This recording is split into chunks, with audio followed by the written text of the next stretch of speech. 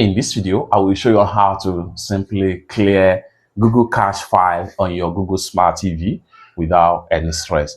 Let me show you how. The very first thing you want to do right here on your Google TV is to simply proceed to settings on your Google TV. Go ahead and click on settings, then click on OK.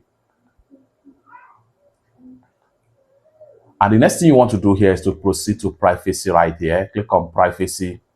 And then here you go. At this point here, you want to make sure you click on location right here.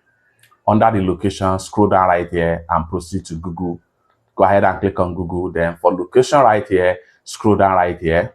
And then go ahead and click on clear cache. That's for location. Then here you go. All you have to do is to click on OK and you are done. It's that simple. And you are done.